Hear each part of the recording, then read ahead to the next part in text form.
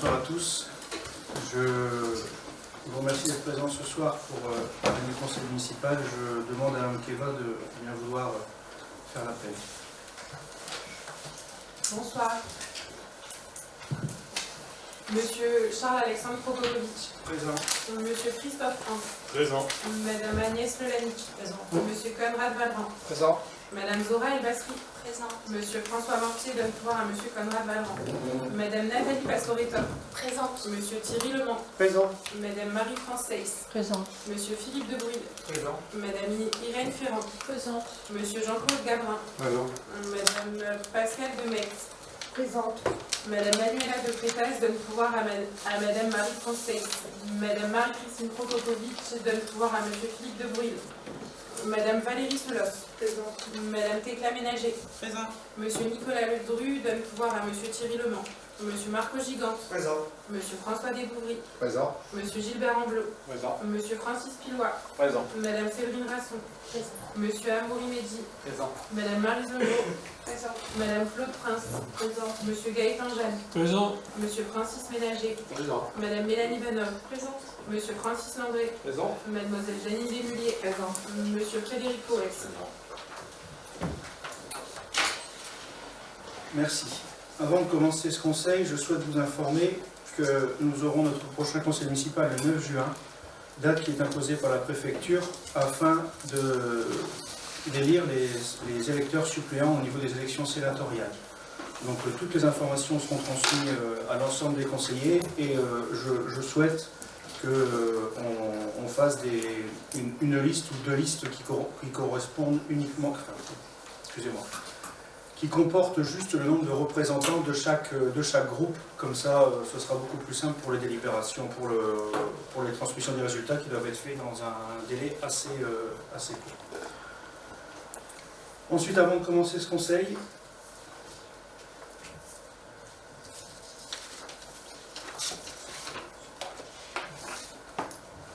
je serai juste présent pour la présentation du compte financier unique et du budget. Je laisserai ensuite un pouvoir et à monsieur Hanck qui présidera la séance. Je vous remercie. Alors je vous propose d'approuver le procès-verbal de cette séance, de la séance précédente, donc du 22 février 2023. Y a-t-il des questions? Madame Vanov. Oui, bonsoir, monsieur le maire, mesdames, messieurs les élus, mesdames, messieurs. Donc, bonsoir, je m'exprime au nom des 4 élus d'Agir Ensemble. Tout d'abord, pour nous assurer de la mise à disposition de l'intégralité de la séance par CD sur le site de la ville, comme annoncé dans l'article 4.2 du règlement intérieur. Je me permets de vous faire un rappel, nous sommes restés sans ces vidéos de février 2022 jusqu'au dernier conseil, et là, le conseil municipal de février 2023 n'est pas dispo pour l'instant.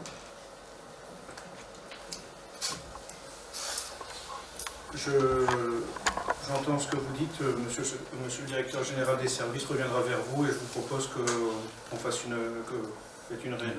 réunion pour l'ensemble de ces sujets. Mais évidemment, c'est une question qu'on peut se poser. Pourquoi les conseils ne sont pas retransmis rapidement? Parce que c'est aussi une question de coût. Voilà, il y a des villes qui le font en direct et ça coûte plus de 4 000 € par séance.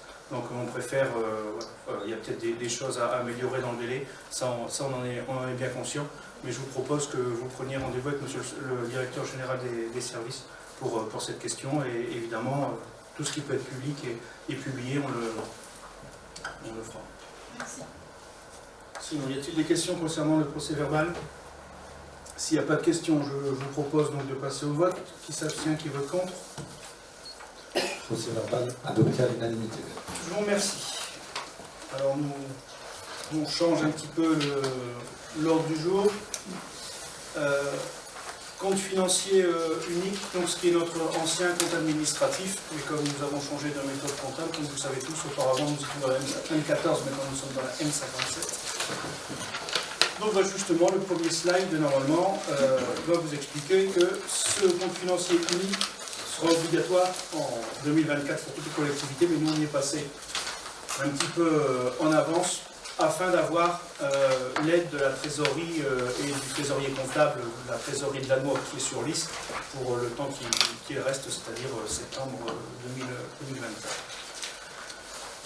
Qui ont été d'ailleurs d'une grande aide et voilà, qui ont aussi transmis au niveau national des questions que nous pouvions avoir et aussi le service comptable local. Donc, les objectifs de cette nouvelle maquette, c'est de renforcer la qualité et la fiabilité des comptes publics locaux, même si en commission on a eu des petites questions quant à des appellations qui pouvaient poser question. On en est bien d'accord, ça c'est des choses que nous on va remonter aussi à la trésorerie pour qu'ils fassent remonter la chose au niveau national et qu'on puisse avoir des choses quand même bien plus claires. Simplification des processus administratifs entre l'ordinateur et le comptable public, c'est-à-dire qu'il n'y a plus de compte de gestion. Voilà. Un peu moins de travail pour la trésorerie. Pour le résultat, de manière générale, un excédent en 2021, donc en section de fonctionnement, de 602 686,47 €. L'excédent de l'année 2022, 799 706,47 €, ce qui fait un excédent cumulé en fonctionnement d'un peu plus d'1,4 million. Au niveau du résultat du CFU 2022, donc le déficit d'investissement en fin 2022 est de moins... le déficit d'un peu moins de 2 millions, avec les restes à réaliser qui sont de 777 994,13 €,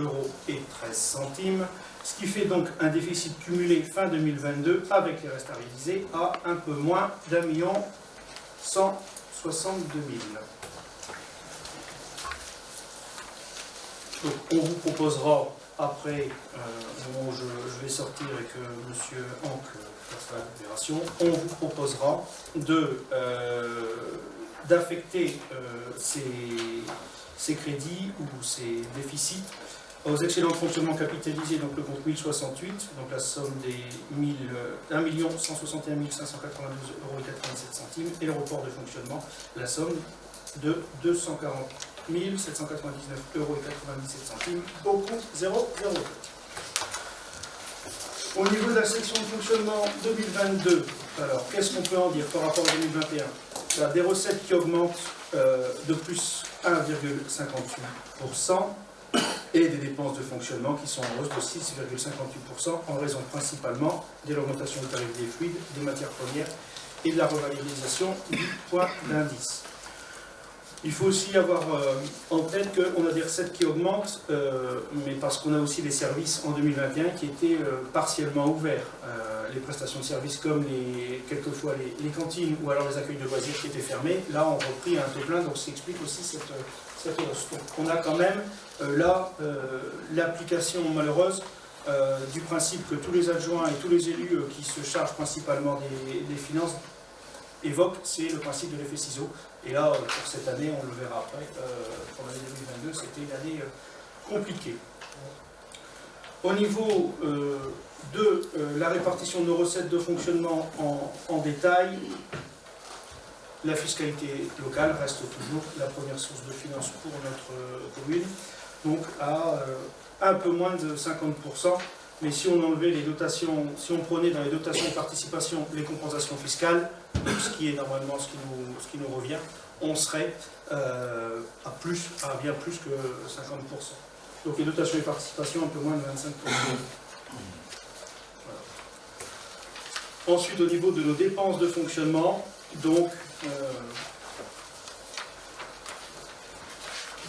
petite remarque, cette année, la part des charges de personnel baisse par rapport à l'ensemble des dépenses de fonctionnement, mais ça, c'est du fait de l'augmentation exponentielle des frais de chauffage, de carburant et d'électricité, donc gaz, électricité et des produits alimentaires dans une moindre mesure par rapport à d'autres collectivités. Au niveau de la répartition des dépenses de fonctionnement par famille, on est toujours dans la même ligne, hein, évidemment. 1 € sur 4 dépensé en fonctionnement à Disléanois et en faveur de l'enseignement. On parle bien de l'enseignement, donc c'est uniquement l'école. Après, on a la partie accueil des loisirs et on a la partie petite enfance. Voilà, vous avez cette communication sur le côté. Au niveau de l'investissement, alors qu'est-ce qu'on a fait en 2022 donc, hors emprunt, nous avons dépensé un peu plus de 4 160 000 euros. Un endettement maîtrisé, on va dire stable, avec un remboursement d'emprunt à un peu moins de 1 250 000 euros. Les recettes d'investissement hors 1068, donc c'est notre excédent comme vous l'avez pu voir, hein, cette nomenclature, cette écriture comptable n'a pas changé. Donc ces recettes réelles d'investissement sont d'1 716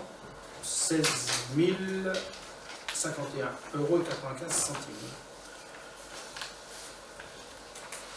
Vous avez sur la diapo suivante la répartition des recettes d'investissement par chapitre. C'est des jeux un petit peu comptables. Voilà. Ce n'est pas le point le plus intéressant souvent. Par contre, au niveau de la répartition des dépenses d'investissement, donc vous avez les masses. Vous avez donc les travaux représentaient plus de 50% des dépenses et le remboursement d'emprunt un peu moins du quart. La répartition des dépenses d'investissement par famille, et c'est évidemment sans surprise l'enseignement, parce que l'école maternelle Paul Bert, c'était le grand investissement de l'année 2022, ce qui est aussi, je pense, et de toute façon on l'avait déjà dit sous le mandat dernier, c'était déjà pour ce mandat, ce sera le grand investissement. Et sans doute, vu la conjoncture et vu l'avenir qui n'est pas radieux, c'est sans doute au moins le projet de la décennie, voire plus. Hein, ce grand projet Paul Bert, c'est au niveau de l'importance d'investissement, 10 millions, un peu plus de 10 millions sur quelques années, ça me paraît compliqué pour un seul projet à l'avenir. Donc nous avons le niveau de la dette au 31 décembre de l'année 2022. Alors, petit jeu, je vais faire un petit jeu d'acteur. Si j'étais de mauvaise foi, je dirais qu'elle est en baisse. Si j'étais dans l'opposition, je dirais que ça monte toujours par rapport à... Voilà. Mais si on est honnête et franc, c'est une stabilisation avec le cycle par rapport au PPI qui permet quand même d'avoir une certaine tranquillité pour nous par rapport aux conditions actuelles, dans le sens où on n'a pas besoin de gros investissements par rapport à la période passée. Le taux de capacité de désendettement s'établit à un peu plus de 9 ans et la dette par habitant est de 913 euros et 13 centimes. Au niveau d'épargne, alors c'est le point le plus critique. Alors c'est d'une année sur l'autre, ça peut fortement fluctuer. Il est évident que je ne pensais pas et qu'on ne pensait pas avoir une épargne nette aussi faible. Voilà. En 2000, quand vous parliez de vidéo tout à l'heure, je ne peux pas me voir en vidéo, mais peut-être que ce serait utile que je revoie justement la vidéo du conseil municipal pour me souvenir de l'exactitude des débats, et je ne pense vraiment pas qu'on s'imaginait même tous à ce qu'on ait un tel effondrement. On avait quand même des indices où on aurait une épargne difficile, mais voilà, cette prévision extrêmement complexe, j'en ai pas souvenir. Je sais qu'on a discuté, mais je pense que ça ne serait pas une mauvaise chose de réécouter ces débats. Donc, je rappelle tout de même, point positif, c'est que même s'il y a une forte dégradation pour les raisons que j'ai expliquées précédemment, nous sommes toujours en épargne positive. Je rappelle qu'en 2013, quand M. Jeanne m'a confié la mission de reprendre les finances, on a repris un compte administratif avec une épargne nette négative. Au bout de 2 années d'épargne nette, la préfecture met la ville sous tutelle. Donc voilà pour la photographie du compte financier unique. Maintenant, on va passer aux questions. Je rappelle que c'est une photographie et les mesures qui doivent être prises ou qui seront proposées vont être examinées après lors de l'examen du budget primitif. Mais là, si vous avez des questions sur le réalisé de l'année 2022, nous vous écoutons et je vous écoute avec attention. Monsieur Landré.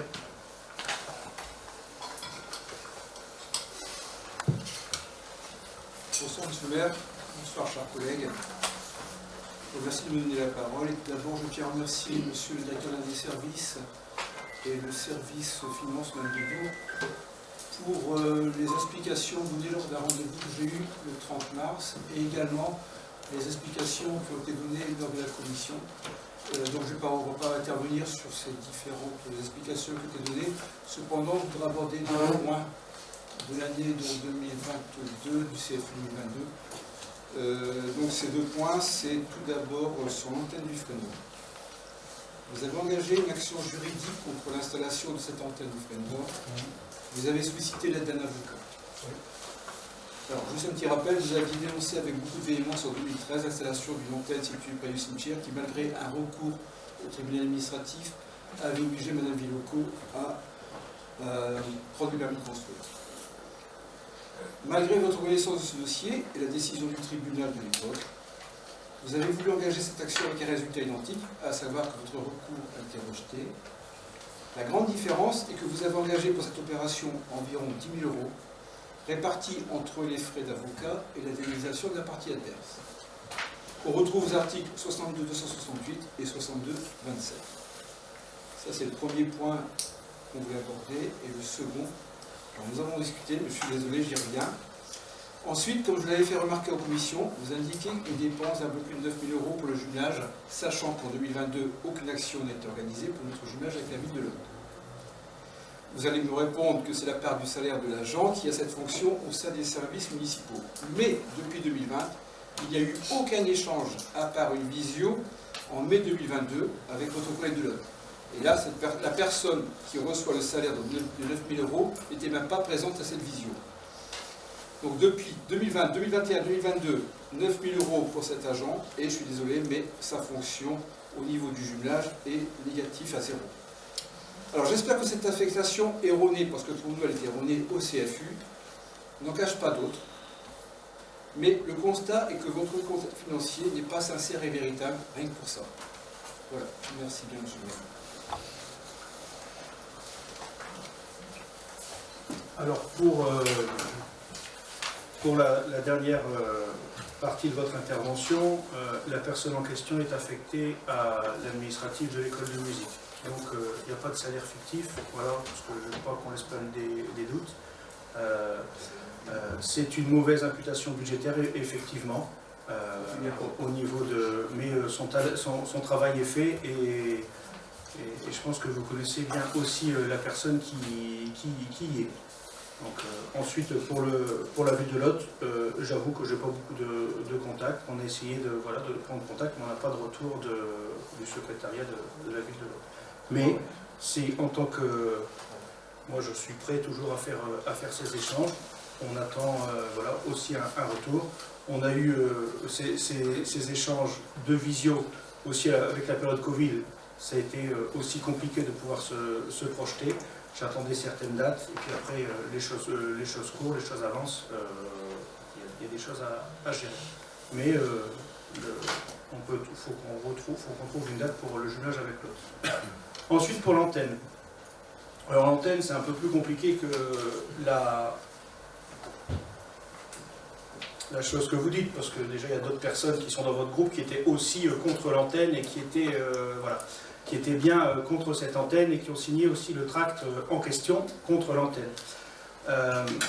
Alors, il y a aussi une différence fondamentale, c'est que je n'ai pas autorisé l'implantation de l'antenne. Je n'ai jamais signé l'autorisation de l'implantation de l'antenne.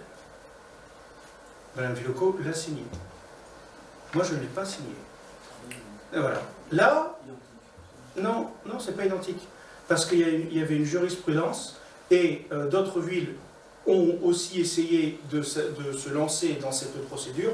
Une autre ville de la métropole, qui est la ville de Neuville-en-Ferme. Si maintenant, il y a des intérêts nationaux qui nous dépassent, dans le sens où l'État sera condamné s'il y a eu un empêchement de déploiement de la 5G.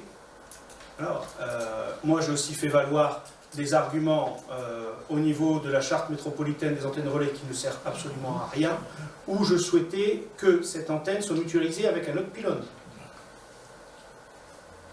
Je pense que tout le monde ici, toute personne censée, se souhaite aussi qu'il y ait une utilisation de ces pylônes.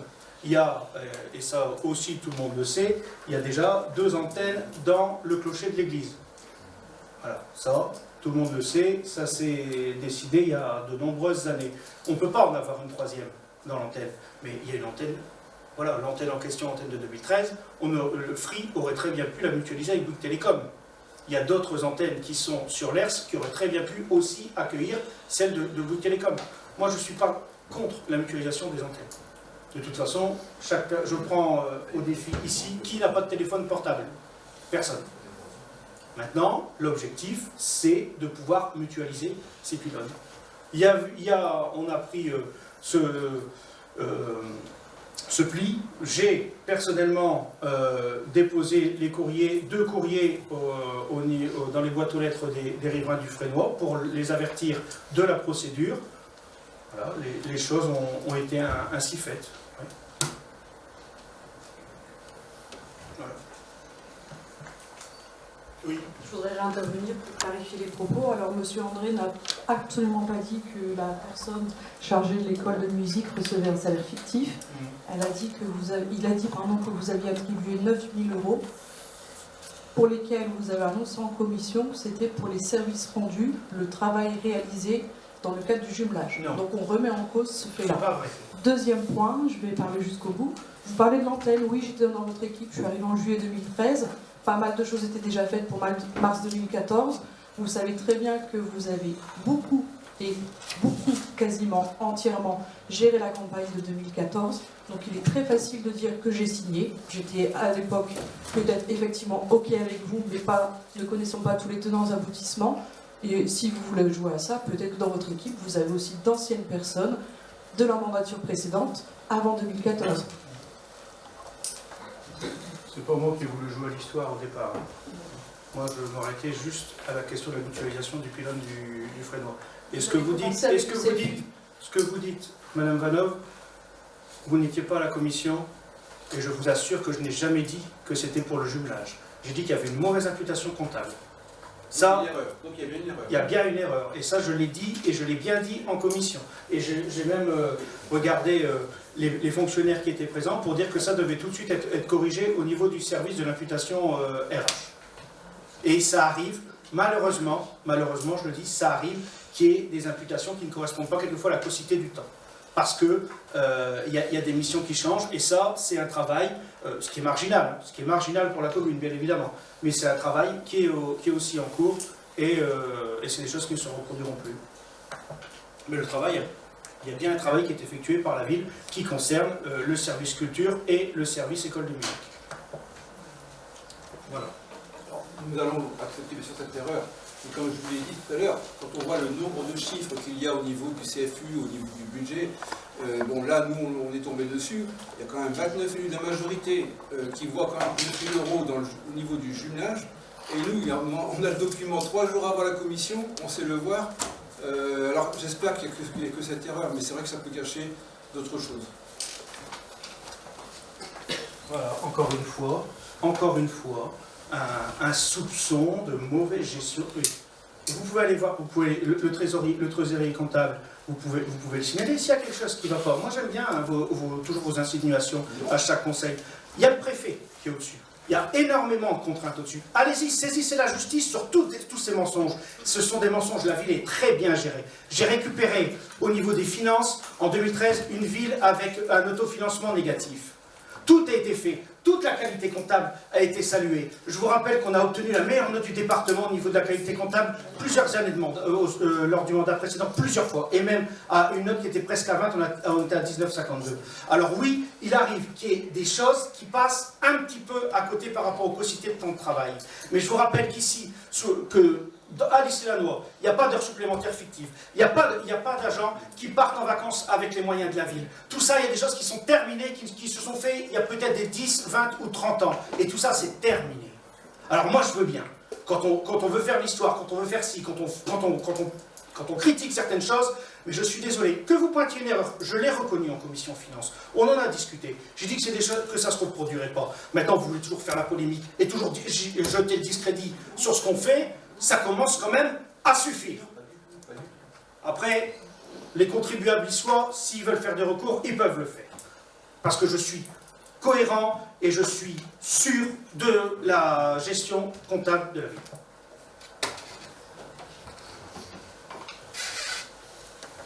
On peut donc passer au vote.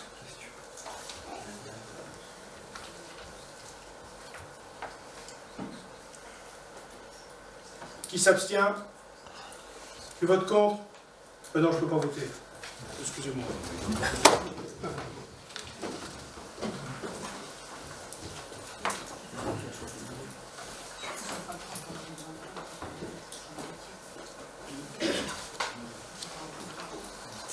Bonsoir à tous.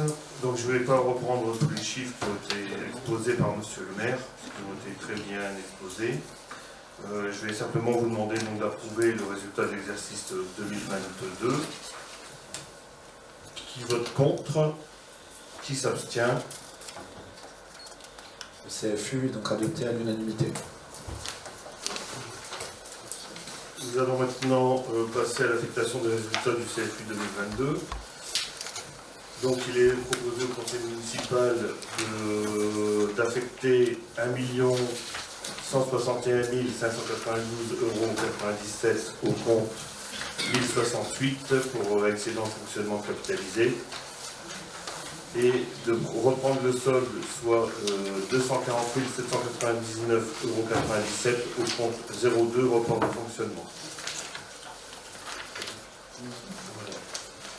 Qui vote contre? Qui s'abstient? Délibération adoptée à l'unanimité.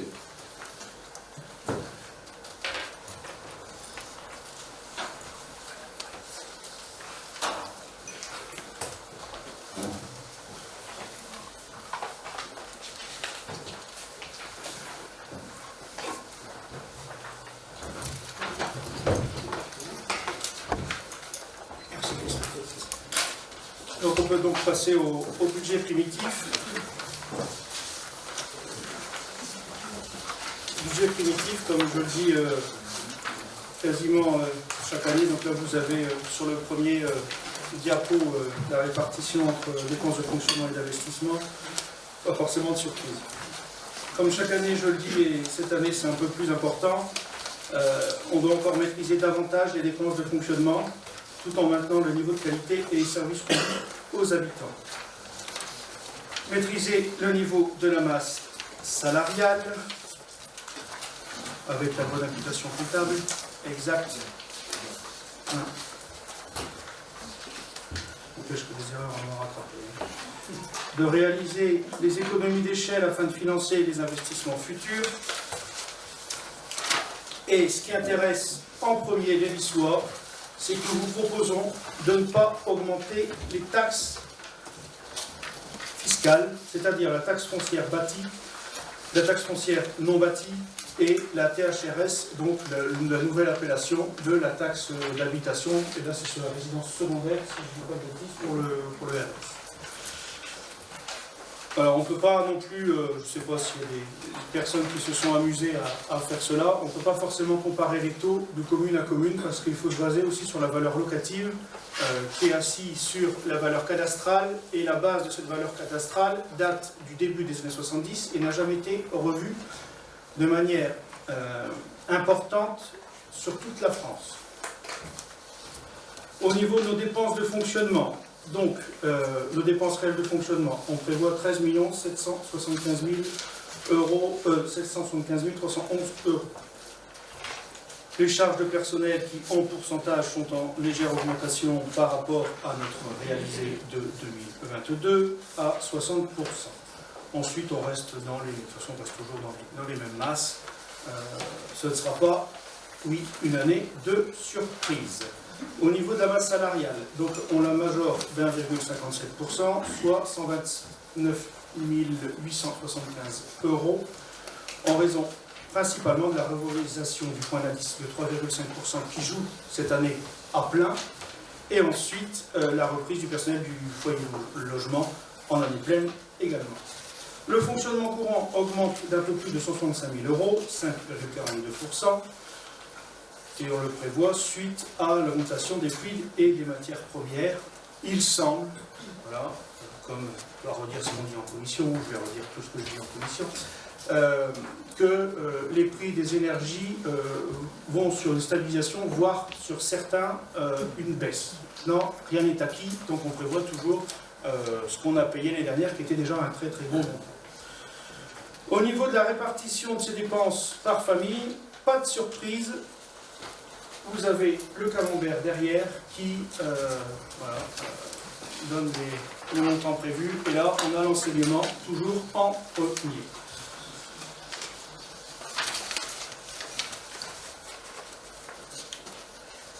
Ensuite, au niveau des recettes réelles de fonctionnement, on est à un peu moins de 14,9 millions. Et les impôts et taxes qui représentent 70% qu'on prévoit de recettes. Alors, au niveau de ces recettes, nous n'augmentons pas les impôts parce qu'il y a déjà l'augmentation de la valeur locative de ces 2,1% qui est votée par le Parlement. Ensuite, comme je l'ai déjà dit, la MEL augmente la taxe d'enlèvement des ordures ménagères avec un service dégradé. J'estime, et nous estimons tous, qu'on ne doit pas prendre davantage dans le porte-monnaie des administrés, car c'est compliqué la fin de mois pour quasiment tout le monde. Et j'aime souvent le répéter, alors je ne dis pas que ça n'arrive pas, mais la population niçoise n'est pas celle qui part à toutes les vacances et qui part au ski. Il y a des arguments qui sont quelquefois développés sur des augmentations d'impôts. Je trouve ça quand même déplorable. Chaque ville a sa spécificité, mais la majorité des Niçois se serrent la ceinture pour finir le mois. Ils ne partent pas en vacances toutes les 5 minutes.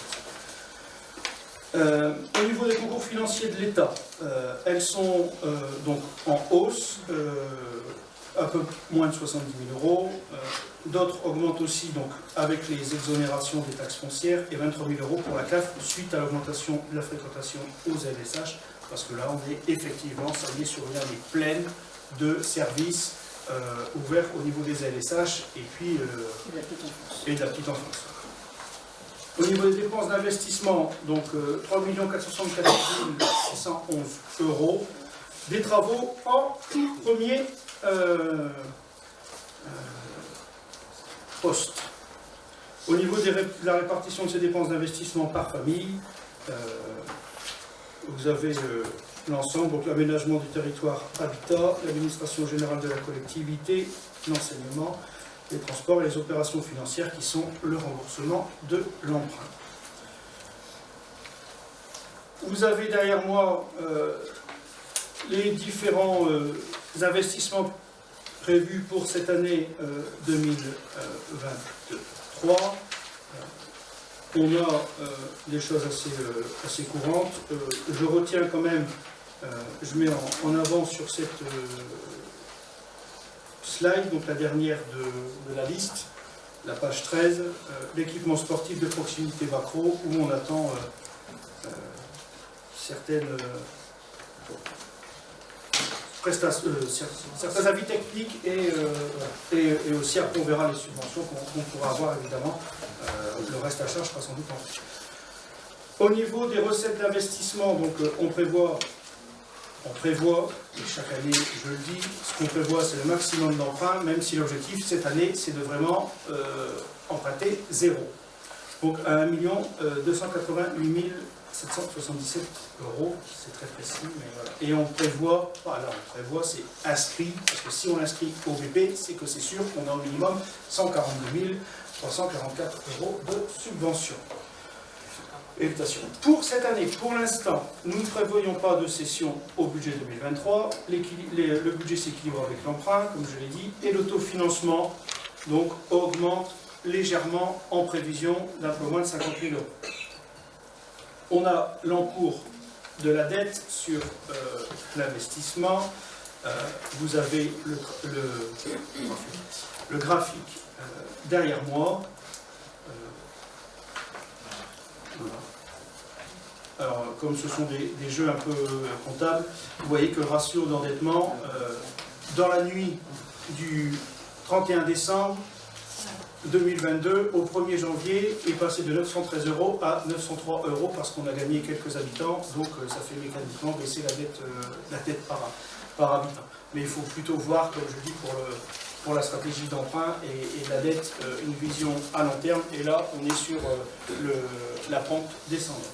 Au niveau de l'investissement des Lissois, donc nous avons l'éclairage public, 527 500 euros, avec un marché à renouveler en fin d'année. Ensuite, l'école élémentaire, toiture et panneaux solaires photovoltaïques. Donc, c'est une sorte d'annonce aussi que je vais faire ce soir. Quand on aura les prix qui vont être remis, c'est-à-dire jusqu'à la... Donc le 7 avril, remise des offres, nous convoquerons, même si ce n'est pas dans les caractères légaux, on n'est pas obligé, nous allons convoquer la CAO pour la commission d'appel d'offres, qui représente les élus de la majorité et à proportion avec les élus de l'opposition, pour effectivement faire le choix, après l'avis évidemment des services, mais comme on le fait sur de très gros marchés. Mais il nous semble, voilà, alors ce n'était pas... il nous semble important de bien montrer qu'on est transparent et que tout se passe dans les règles. Ensuite, équipement sportif, donc je l'ai dit, l'extension de la vidéosurveillance et fibre et la réfection des jeux du parc Maréchal et Jean Ferrat. Vétusté, ça fait quand même plus de 10 ans qu'ils sont là, il faut les mettre en ordre. La maison d'Aluin et ensuite les travaux du cimetière. Alors pour cette année, comme pour les années précédentes, toutes les pièces comptables sont disponibles au niveau des services finances et si on ne peut pas vous les fournir de suite, on vous les fournit le plus rapidement. Y a-t-il des questions sur le budget de l'année 2023? Madame Valao. Donc je prends à nouveau la parole au nom du groupe des élus d'Agir Ensemble. À la lecture du rapport synthétique de présentation du budget primitif 2023, nous avons retrouvé votre traditionnel passage. Ce budget a été établi avec la volonté de maîtriser les dépenses de fonctionnement, tout en maintenant le niveau et la qualité des services rendus aux habitants, de maîtriser le niveau de la masse salariale, de réaliser des économies d'échelle, d'atténuer le montant du capital emprunté en inscrivant ultérieurement des subventions attendues auprès des différents partenaires de l'État et de la MEL lorsque celles-ci ont été accordées. Donc cette année encore, nous nous questionnons de ce fait sur la prise de recul indispensable avec laquelle vous construisez votre budget. Tenez-vous réellement compte de la situation au moment de la construction de ce budget? Lors du débat d'orientation budgétaire, nous vous avons alerté et on va reprendre les mêmes risques annoncés, connus et encourus pour l'année 2023. Nous savons tous que cette année 2023 est une année à risque. Soyons clairs et puis lucides, je pense que nous le sommes tous. Donc le budget 2023 est marqué par une augmentation subie des dépenses de fonctionnement liées aux décisions de l'État, ça vous l'avez rappelé, nous sommes d'accord avec vous, la hausse de la masse salariale, l'inflation du SMIC, la réévaluation du point d'indice. Soulignons cependant, comme on voit dans votre document, que les dotations de l'État augmentent. C'est bien de le souligner, vous qui avez l'habitude plutôt de signaler quand elles ne sont pas assez importantes ou quasi nulles à votre goût. Une augmentation contrainte des dépenses liées à l'énergie et à l'inflation, une diminution de l'autofinancement. Donc une capacité de désendettement, comme vous avez dit, qui s'établit fin 2022 à 9,29 et maintenant à 9,23 années. Donc on passe dans la zone médiane de vigilance, on se met à nouveau en garde, car une dette est une charge lourde et durable pour une commune. L'épargne nette de 2023 devient symbolique. Lors de la commission finance, vous avez annoncé qu'il faudrait faire des choix parmi les investissements listés au PPI. J'ai envie de dire, comme chaque année, je pense que vous y avez réfléchi. Nous aimerions donc connaître vos choix, vos plans B, C, D et jusqu'où vous avez peut-être réfléchi en fonction de l'évolution de la situation. Dans un contexte de crise sans relâche depuis maintenant 3 ans, nous sommes plus que jamais convaincus que gérer une commune ne peut se faire à la légère, sans réflexion approfondie et lointaine, mais demande une anticipation réfléchie. À ne pas faire de choix, vous avez considérablement réduit les marges de manœuvre de notre commune. Ça me prête légèrement à sourire parce que quand on a fait des choix, à chaque fois vous étiez contre les choix qu'on a fait.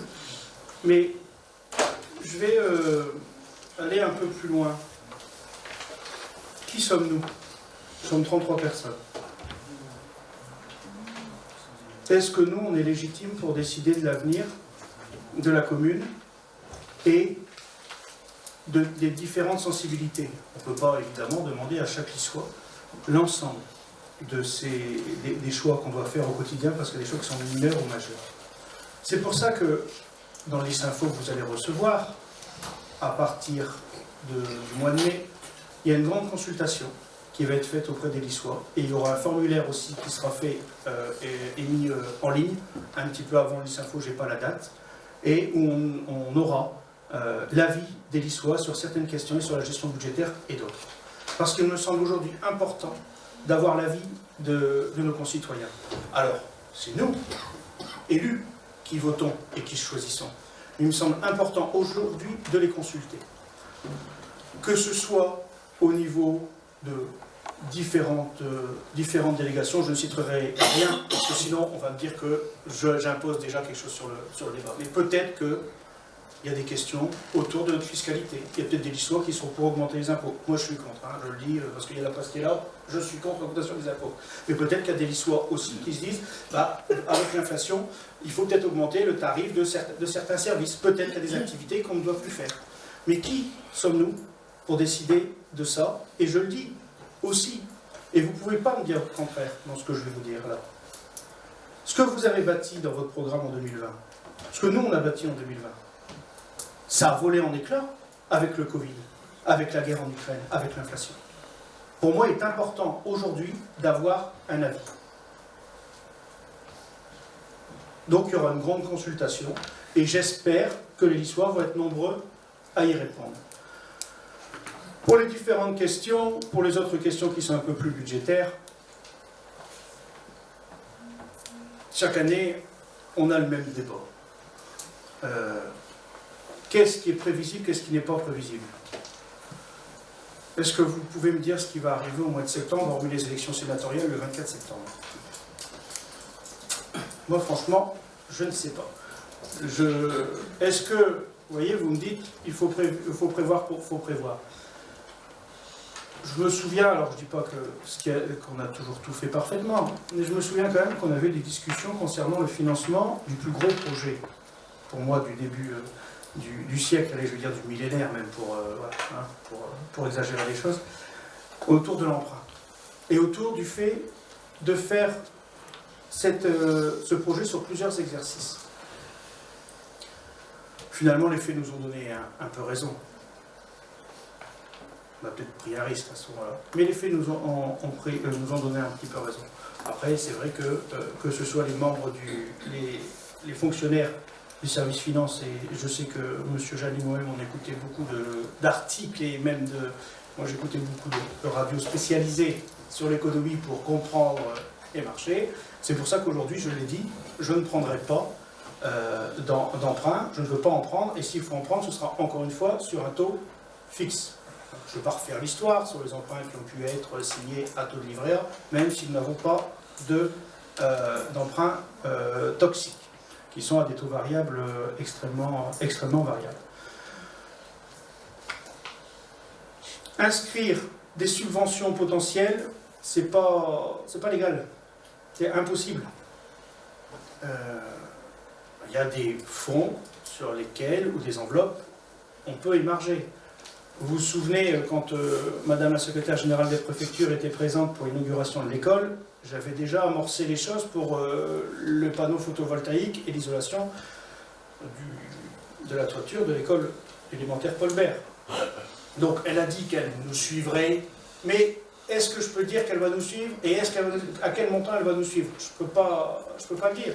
Il y a des services qu'on a aussi réduits. On parle souvent de la masse salariale, et là vous ne l'avez pas dit cette année, mais c'est vrai que c'est le premier poste aujourd'hui de dépenses au niveau de la ville, au niveau du fonctionnement, et même de manière générale, c'est ça. Il y a des remplacements qui ne se font plus. Maintenant, il y a des endroits où je ne vois pas où on peut le supprimer. Je reprends toujours cet exemple. Bon allez, je vais donner un autre exemple cette année. Est-ce qu'on supprime le service des cartes d'identité? Non. Qu'on a arraché. Non, mais qu'on a arraché. Non. Non. Parce que l'État nous donne certes des subventions, et c'est pour ça qu'il y a une dotation qui augmente au style de l'État. Parce qu'on fait un service pour l'État, finalement. Mais ça ne nous paye pas l'intégralité de notre du coût. Est-ce que je le supprime, ce service? Non. À la bibliothèque, on a enlevé un poste, mais supprimer un autre poste de la bibliothèque si quelqu'un partait, ça revient à fermer la bibliothèque. Et ça, personnellement, je n'y suis pas favorable, et je pense que personne n'est favorable à supprimer la bibliothèque. Après, on a quelquefois des agents qui partent au niveau hors retraite, par exemple au niveau du ménage. C'est déjà compliqué aujourd'hui. Alors supprimer, ne pas remplacer, c'est pas possible. On essaie de mutualiser, il y a des choses qui se font. Là, on a des départs, on a 2 départs qui s'annoncent pour la fin d'année 2023, voilà, qui concernent les services techniques. On est en train d'y travailler pour mutualiser les choses et ne pas remplacer les 2 départs par 2 arrivées. Mais à un moment, quand les gens appellent parce qu'ils ont des problèmes de voirie, qu'il y a des demandes voilà, pour diverses au niveau des services techniques, il faut bien quelqu'un qui y réponde et qui soit là. Quand il y a des chantiers qui sont menés, il faut bien quelqu'un qui soit présent aussi sur le terrain avec les entreprises, que ce soit la MED, l'éclairage public. Donc voilà, ça ce sont des postes, sur ces 2 postes, il va falloir trouver une solution. Je vois deux personnes qui me regardent, voilà, qui me disent évidemment, ben oui, évidemment, on doit les remplacer. On a une ATSEM qui est partie, voilà, pour ceux qui étaient au banquet, qui a annoncé son départ pour être bien plus proche de son domicile. Il faut bien la remplacer. Il faut bien la remplacer. Voilà. Maintenant, vous dire que on va terminer comme ça la virgule près, vous le savez vous-même que c'est pas possible. Voilà. Mais je suis disponible. On est évidemment tous disponibles pour vous donner des précisions. Et si vous avez des idées et des remarques, n'hésitez pas à le faire, et pas forcément au conseil. Et on le dira, si vous voulez, on peut se voir entre deux. Et je dirais que c'est une idée qui vient de vous, comme ça. Non, ça va. Si l'idée est bonne. On est à mi-mandat, on a voté plus de 80% des délibérations. Hein. À mi-mandat. Donc on n'est pas une opposition destructive. Est-ce que vous pouvez le ressentir? Non. Est-ce que j'emploie le mot destructeur? Non, mais c'est un peu... J'ai dit qu'il y avait de la mauvaise foi. J'ai pas dit destructeur. Non, mais alors... Il y a un peu de mauvaise foi quand même. Il y a un peu de mauvaise foi de votre part. Après, je l'ai dit quand j'ai parlé du CFU. J'ai dit si je me plaçais de tel endroit au tel endroit, j'emploierais tel terme. Soyez honnête, monsieur Landré, il y a un petit peu de provocation. Alors, il y a certaines provocations, Voilà. Et il y a un peu de mauvaise foi de notre part. Voilà, donc on est... Ah, par la mauvaise foi, on répond par la mauvaise foi. Voilà. Mais malgré tout, alors on peut s'affronter. Non mais on peut s'affronter, vous allez voir où je veux en venir. J'avais prévu de le dire auparavant, mais il y a des circonstances qui font que. On se retrouve sur l'essentiel, on se retrouve sur le débat républicain. Tous ici, on est tous républicains, avec un grand R, je ne parle pas du parti politique. On est tous patriotes, on aime tous notre pays. Et même si on échange, même si quelquefois on a des désaccords, on ne doit pas donner, à mon sens, l'image que l'Assemblée nationale donne aujourd'hui de la représentation nationale. Voilà. On peut échanger, on peut, voilà, tout ça je suis d'accord, et je pense que tout le monde est bien d'accord. Après, je ne vais pas vous demander qu'il y ait quelqu'un qui pose dans un magazine. Hein. Voilà, on va éviter aussi toutes ces choses-là. Mais vous comprenez ce que je veux dire. Vous avez de la mauvaise foi, je réponds un petit peu par la mauvaise foi, c'est le jeu. Mais Oui. Qu'est-ce que vous avez dit, madame? J'ai envie de dire que c'est dans l'autre sens. Quand il y a de la mauvaise foi de votre part, nous répondons également avec de la mauvaise foi. Elle est partagée. Avoir de la mauvaise foi quand on communique toutes les informations, c'est un peu compliqué. Mais bon, après, sur le sujet, parce que voilà, j'avais dit que je m'étais dit que j'en parlerais pas, mais j'ai quand même envie d'en parler. Et c'est pour ça aussi qu'on fait cette consultation. Voilà, on parlait du budget, mais c'est un peu tout, cette consultation. Parce que je pense qu'on vit dans une période où les gens ne se sentent pas bien. Se sentent vraiment très mal. Et bien sûr que, en tant que maire, je ne ferai jamais passer, de toute façon, il n'y a pas le 49.3, mais je ne ferai jamais passer de choses qui déplaisent complètement à la population. Maintenant, on n'est pas là, en tant qu'élu, pour ne faire que ce que les gens attendent, parce que les choses qui ne sont pas possibles. Et il y a des choses qui ne sont pas légales non plus, il y a des choses qu'on ne peut pas... Voilà, je le redis, simplement, parce qu'il y a des choses qui me dérangent. Évidemment qu'il y a des projets qui sont sortis, il y a des projets immobiliers. Si la ville, et c'est pour ça que vous allez après suivre au niveau du départ du plus, si on avait pu aller plus loin, on veut resserrer les choses, s'il y a des choses qu'on aurait peut-être pu faire plus petit, l'imposer aux promoteurs, on l'aurait fait, sauf que le contexte légal ne nous laisse pas forcément le choix. On en revient un peu au débat de l'antenne aussi, hein. On en voit, mais là on avait une chance juridique. Après, voilà, je ne veux pas citer toutes les citations juridiques, mais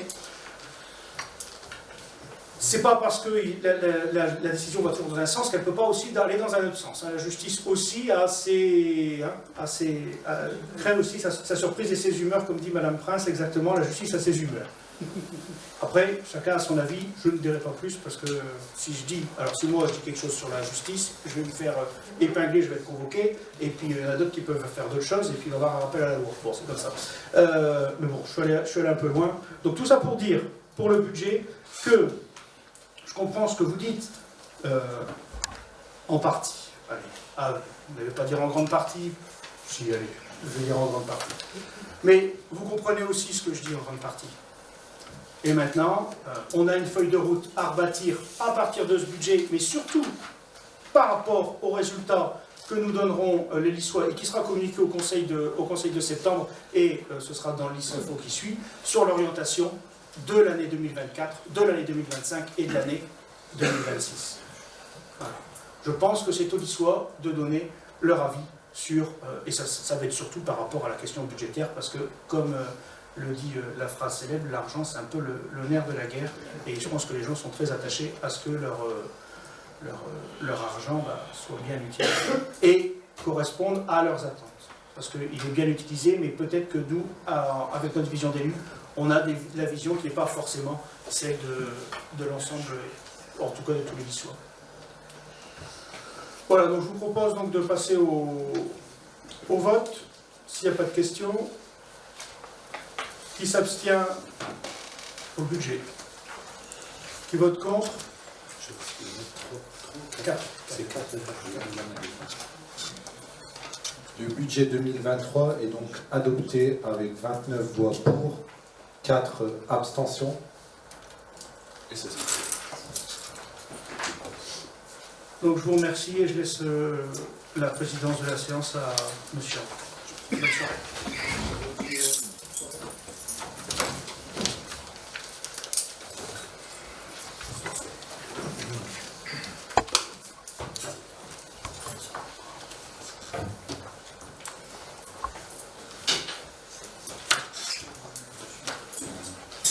Donc on va reprendre les délibérations dans l'ordre.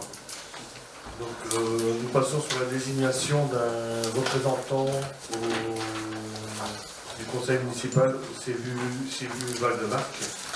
Donc le CVU Val-de-Marc qui permet d'assurer un service mutualisé d'instruction des autorisations d'urbanisme avec les communes de M, Lycéanois, Forêt-sur-Marc, Lers et Ouillem.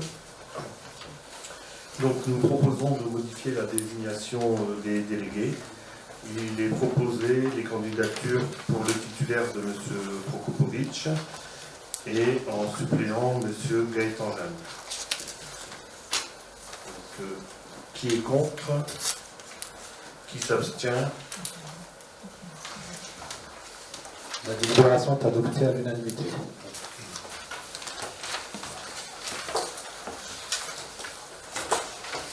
Donc nous passons maintenant au civil carrière animale. Donc la même chose depuis l'adoption par le conseil municipal à l'adhésion au syndicat intercommunal pour la fourrière animale, nous devons élire 2 représentants, donc un titulaire et un suppléant. Donc sont proposés Madame Nathalie Pastoret en titulaire et Monsieur Gaëtan Jeanne en suppléant. Donc nous allons passer au vote. Qui s'abstient? Qui vote contre? La délibération est adoptée à l'unanimité avec l'élection donc de Madame Nathalie Pastoret comme déléguée titulaire et Monsieur Jeanne comme délégué suppléant. Mais pardonnez-moi, je reviens sur la précédente pour simplement proclamer la désignation du titulaire, Monsieur Charles-Alexandre Prokopovitch, et suppléant, Monsieur Gaëtan Jeanne pour le civil Val-de-Marne.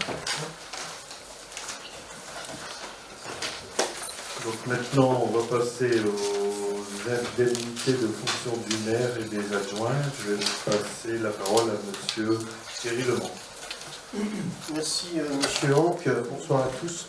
Donc la commission concernant le règlement intérieur s'est réunie sur un certain nombre de séances pour réfléchir à ces indemnités de fonction du maire.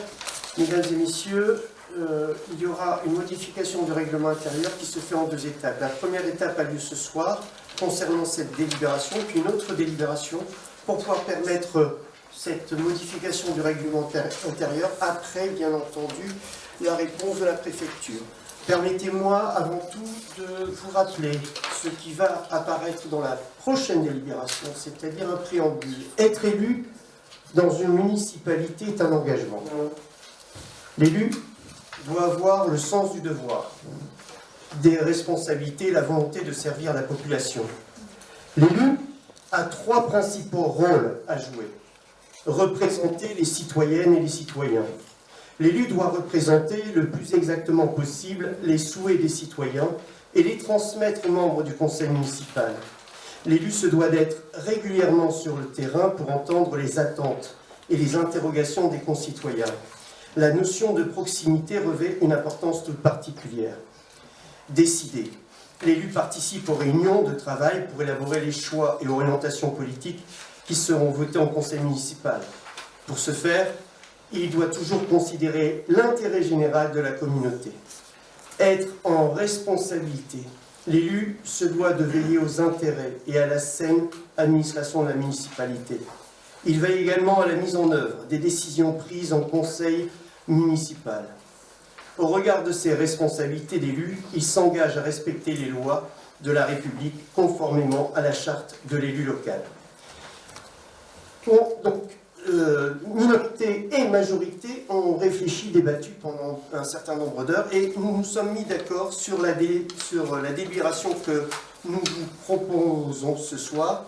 Donc après, c'est ça. Après examen en commission finances, ressources humaines, administration générale et développement économique, il est demandé donc au conseil municipal d'autoriser monsieur le maire à appliquer des pénalités à hauteur de 30% sur les indemnités des élus absents à 3 reprises consécutives et à saisir le tribunal administratif en cas de manquement avéré d'un élu dans ses obligations.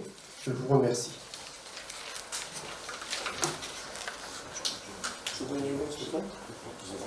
Oui. Qui est pour? Pardon. Je pense qu'il y avait des questions. Oui. Pardon, excusez-moi. Y a-t-il des questions? Oui. Une remarque. Donc je tiens tout d'abord à remercier Monsieur Le Mans pour l'organisation des échanges lors de nos réunions de travail en commission.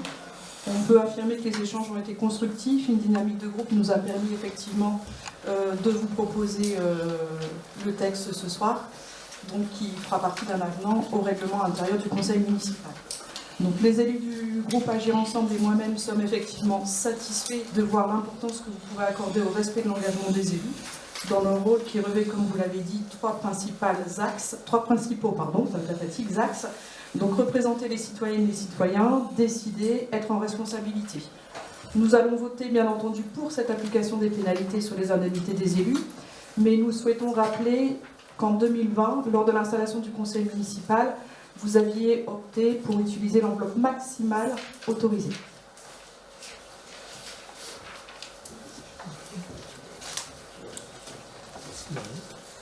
Qui est contre? Pardon, merci. Donc je vous propose de voter. Qui s'abstient? Qui est contre? La délibération est adoptée à l'unanimité. Nous allons maintenant passer au vote des taux d'imposition communale. Donc, il convient de voter le taux des 3 taxes locales relevant de la compétence de la commune, c'est-à-dire sur le foncier bâti, la taxe sur le foncier non bâti et la taxe d'habitation des résidences secondaires et autres locaux meublés non affectés à l'habitation principale. Donc aujourd'hui, la ville de L'Isle-et-la-Noix a décidé de ne pas augmenter les taux d'imposition. Il est proposé au conseil municipal de voter pour l'année 2023 les taux d'imposition suivants.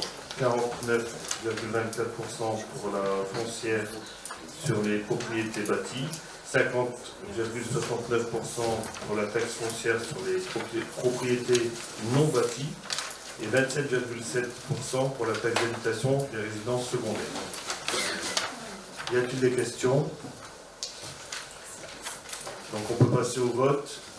Qui vote contre? Qui s'abstient?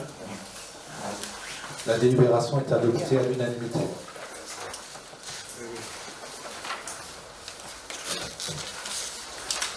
Donc nous allons passer aux subventions annuelles. Donc l'ensemble des subventions sont reprises dans le tableau. Je ne vais pas toutes les redire. C'est le tableau commun. Une personne faisant partie d'une association ne pourra pas prendre part au vote. Il s'agit de M. Gigante. Donc si personne n'a de questions, je vous propose de passer au vote. Alors, je me permets de préciser, il semblerait sur faveur que M. Gigant a adhéré à une association récemment, et que de ce fait-là, le tableau étant un tableau regroupant l'ensemble des subventions, il est non-votant en fait, parce qu'il ne peut pas voter pour ASC événement. Voilà, l'association est dans le tableau, donc du coup, on ne peut pas la séparer. Voilà, par contre, pour toutes les autres, on va pas. Voilà, donc qui vote contre? Qui s'abstient? La délibération est adoptée à l'unanimité.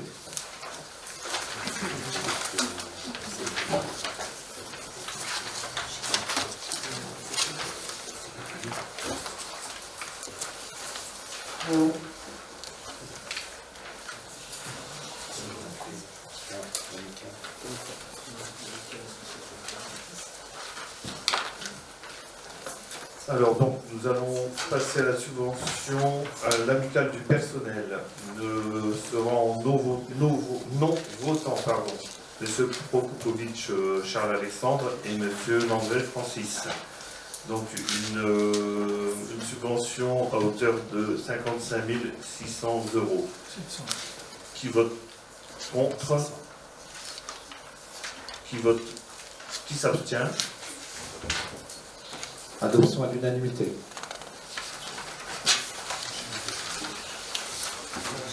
La subvention au club pongiste l'Issois pour un montant de 15 452 €. Les non-votants seront M. Amblot Gilbert, Mme Desmouliers Janine et M. Pilois Francis. Qui vote contre? Vous avez une question?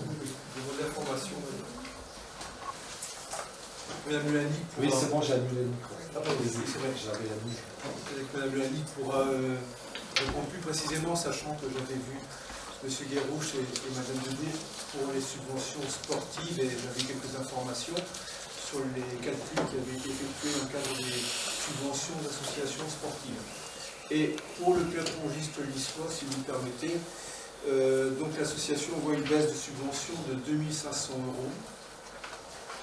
Lié, je suppose, aux critères de calcul qui sont un peu différents et aussi au fait que le niveau sportif, elles sont descendues de division, donc le niveau sportif étant moindre, on ne fait pas partie. Donc les 2500 €, c'est sur les critères uniquement. Par rapport à ça, donc en 2022, le conseil municipal avait voté unanimement une subvention de 4 000 € pour le club pongiste lissois pour faire face à des problèmes financiers. Donc cette dépense est d'ailleurs reprise dans le cadre du CFU. Donc on a les 4 000 € plus la subvention globale en 2022 pour 21 000 €. Cependant, comme il était écrit sur le fronton de la mairie, et je vous invite à regarder, je pense que vous savez tous, qui est marqué liberté, égalité et fraternité. Je vais revenir sur le mot égalité. Donc j'aimerais, nous aimerions, nous, le groupe Agir Ensemble, que les subventions qui sont donc remises à chaque association de la ville soient calculées de la même façon que le club pongiste lissois. C'est-à-dire qu'on demande, c'est une subvention exceptionnelle qui est apportée au club pongiste, que chaque association puisse bénéficier de 25% d'augmentation, puisqu'il n'y a pas de raison qu'il n'y ait pas d'égalité entre les associations de la commune. Voilà. Bonsoir. Alors pour répondre, déjà je ne comprends pas la question parce que depuis toujours il y a égalité totale entre les associations. La seule différence qui est faite, c'est depuis le départ le niveau sportif. C'est la seule association qui est à ce niveau-là, donc Pro A ou Pro B. Il n'y a pas eu de différence, voilà.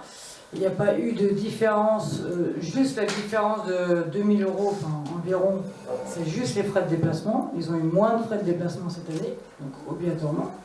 Ils ont été en difficulté parce que suite, voilà, ils ont eu un problème de bus à un moment donné, ils avaient une dette par rapport à la municipalité, donc ils ont simplement eu à rendre une partie de la dette, ce qu'ils ont fait, et donc ça a été déduit de la subvention. Par contre, par rapport à l'égalité de l'ensemble des associations sportives, les critères sont exactement les mêmes. Les 4 000 € sont en fonction du nombre de licenciés, l'ensemble des critères que vous avez en commission. Donc des lissois, des non-lissois, des jeunes, enfin, voilà, une dizaine de la participation aussi de l'association au sein de la ville. Et après, aucune différence en termes de subvention entre les associations sportives. Ça, personne m'a déjà dit un jour qu'il y avait une différence entre les associations sportives, à part évidemment le niveau sportif, mais ça, ça engage beaucoup plus de frais. Ça a aussi une notoriété différente. Obligatoirement, une équipe en Pro B ou Pro A, elle se déplace dans l'Europe, voire voilà, et dans toute la France, donc obligatoirement la ville a des retombées. Donc c'est aussi pour ça qu'ils avaient une avance de frais de déplacement, que vous voyez là, mais sinon il n'y a aucune différence entre les associations. Aucune. Mélanie, j'ai bien compris que de toute façon, toutes les associations ont les mêmes critères de calcul par rapport à des points. Ça, j'ai bien compris et on l'a pu vérifier, il n'y a pas de souci par rapport à ça. La seule chose, c'est qu'au club pongiste lissois, la subvention baisse parce que voilà, il y a des critères qui font qu'ils ont baissé de niveau, etc. Mais il y a eu une subvention de 4 000 € supplémentaires pour le club pongiste lissois. Ces 4 000 € supplémentaires, il devait être enlevé de la subvention de cette année. Soit il y a égalité au niveau de traitement des associations. S'il y a égalité, les 4 000 € ça représente 25% de la subvention qu'ils ont.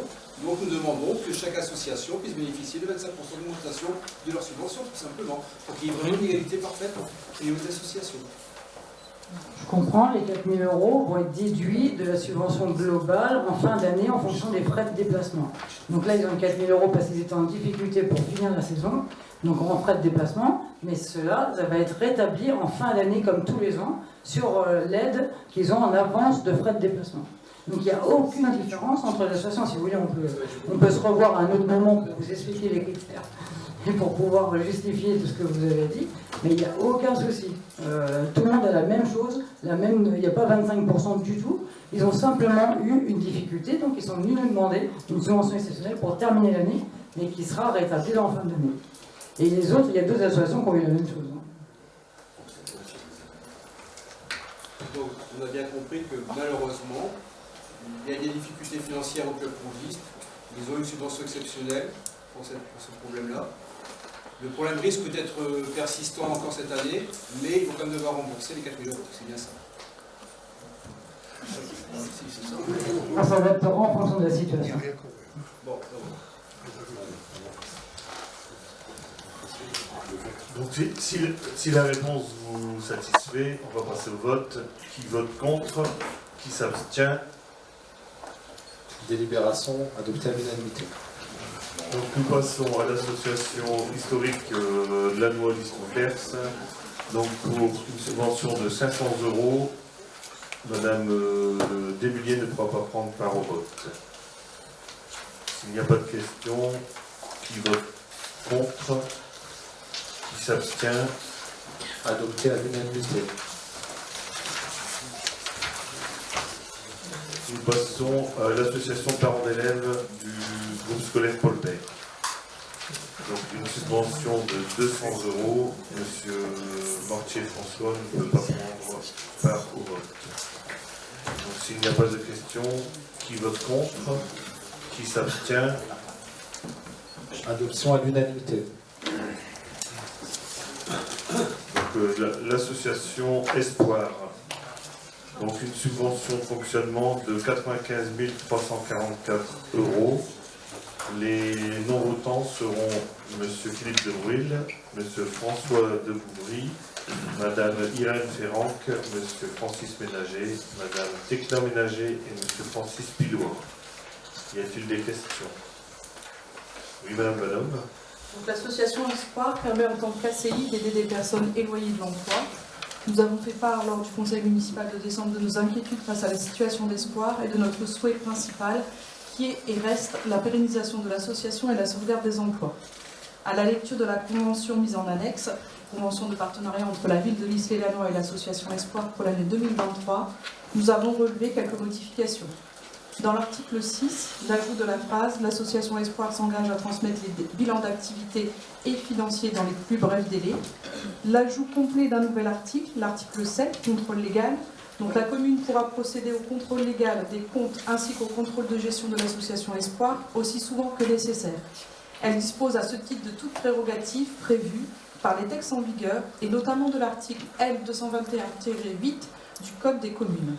L'article L221-8 du Code des communes, le même que nous vous avions rappelé lors du précédent conseil municipal. Force est de constater que nos remarques étaient pertinentes et mettaient bien en évidence le droit de regard de la municipalité. À ce jour, aucune information complémentaire concernant le détournement de fonds n'a été portée à notre connaissance puisqu'une instruction est en cours. Ça, nous l'avons bien compris. Mais nous n'avons pas eu non plus d'informations des mesures mises en place pour vous assurer d'une gestion saine de cette association. Nous ne souhaitons donc pas prendre part au vote. Je vous dirais juste que justement donc, les modifications sont justifiées, tout simplement. Ça nous permettra d'avoir un meilleur regard sur... En cause, on les souligne. Voilà, oui, tout à fait. Donc je suis tout à fait d'accord avec vous. Il n'y a pas grand-chose à dire de plus. Voilà, donc on va prendre part au vote, si vous le voulez bien. Donc qui vote contre? Qui s'abstient? Donc 4 élus ne prennent pas part au vote, ce qui fait donc que la délibération est adoptée à 29 voix pour. Donc, délibération suivante, l'avenir européen d'Issois. Oui. Les 23 personnes, il y a 6 personnes les 23. Ouais, mais, oui, 23, excusez-moi. Ouais, autant pour moi. Merci de votre correction. Effectivement, donc je corrige. 23 adoption à 23 élus pour. Merci. Donc, l'avenir européen d'Issois, avec une subvention de 1 000 €. Ne prendront pas part au vote Mme Desmulliers-Janine, M. Gaëtan-Jeanne, M. Francis Landré, Mme Marie-France, Mme Vanhomme Mélanie et M. Conrad Valran. S'il n'y a pas de questions, nous allons passer au vote. Qui s'abstient? Qui vote contre? Adoption à l'unanimité. Donc, maintenant, l'école du mouvement. Donc pour une subvention de 10 136 €, ne prendra pas part au vote Madame Prokopovitch Marie-Christine. Donc s'il n'y a pas de question, qui vote contre? Qui s'abstient? Délibération adoptée à l'unanimité.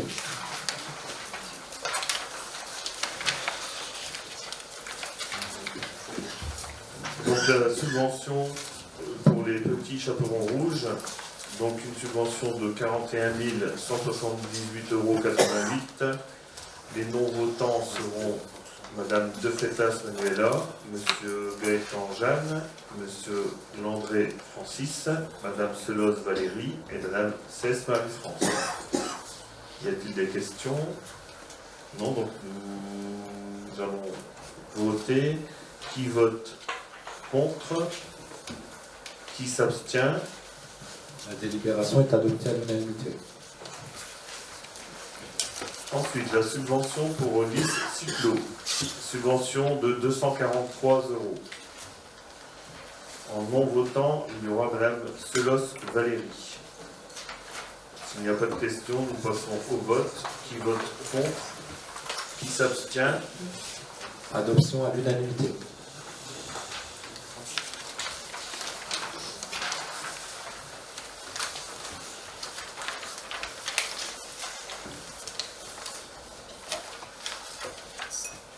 Nous passions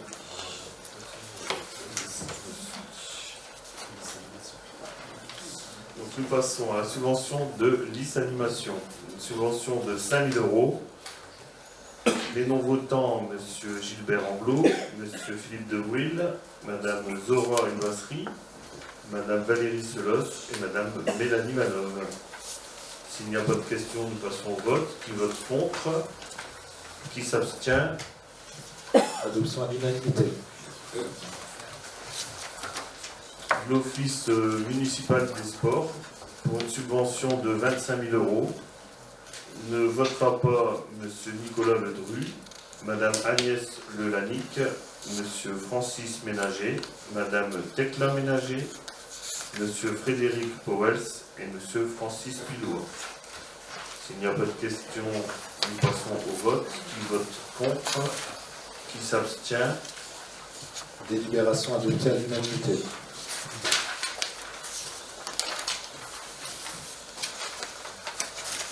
Subvention à Lys Randonnée Club. Une subvention de 208 €. Les non-votants seront M. Francis Ménager et Mme Tekla Ménager. S'il n'y a pas de questions, nous passons au vote. Qui vote contre? Qui s'abstient? Adoption à l'unanimité. Subvention maintenant à l'Association des paralysés de France. Une subvention de 350 €. Une personne non votante qui est Mme Pascale Demey. S'il n'y a pas de questions, nous passons au vote. Qui vote contre? Qui s'abstient? Adoption à l'unanimité. Donc nous passons à la subvention pour la Stella Lys. Une subvention d'un montant de 3 024 €. Les non-votants, M. Nicolas Ledru et M. Francis Pilois. S'il n'y a pas de questions, nous passons au vote. Qui vote contre? Qui s'abstient? Adoption à l'unanimité. La subvention au syndicat d'initiative de l'Isle-et-Lannoy. Une subvention de 1 000 €. Les non-votants seront M. Frédéric Powels et Mme Janine Desmulliers. S'il n'y a pas de questions, nous passons au vote. Qui vote contre? Qui s'abstient? Adoption à l'unanimité. Subvention à l'activité physique sportive lissoise. Subvention d'un montant de 726 €. Les non-votants, la non-votante sera Mme Janine Desmulliers. Il n'y a pas de questions. Donc qui vote contre? Qui s'abstient?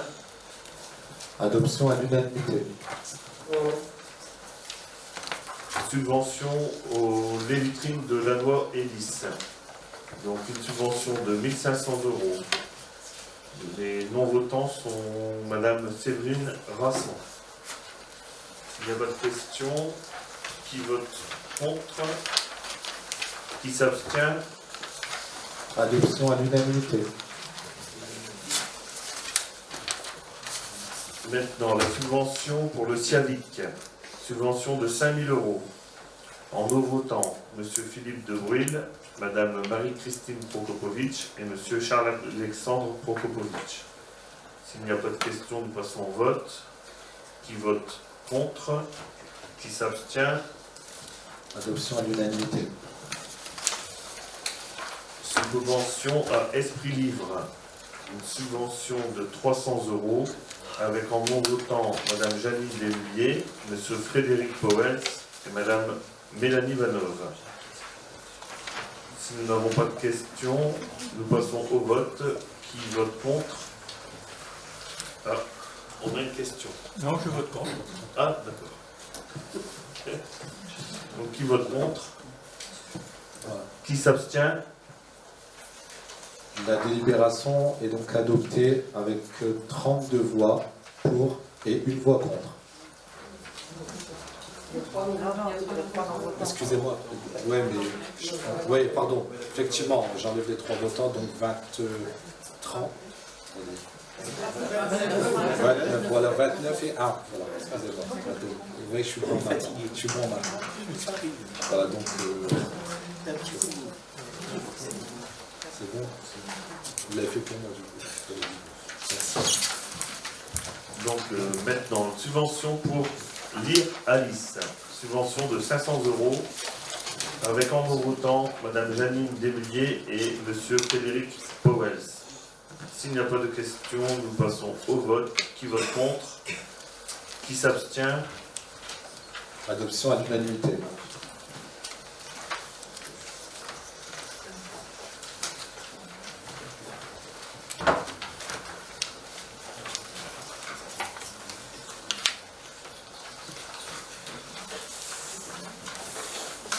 Donc nous passons maintenant au tableau des effectifs. Donc nous avons un tableau d'effectifs à valider pour la création et la suppression de postes. Donc je vais peut-être pas tout reprendre les postes un par un. Je vais plutôt, parce que c'est un peu long, je vais plutôt vous demander si vous avez des questions sur ce tableau. Non. Non, mais non. Non, bon, c'est parfait alors. Donc nous allons pouvoir passer au vote. Qui vote contre? Qui s'abstient? La délibération est adoptée à l'unanimité.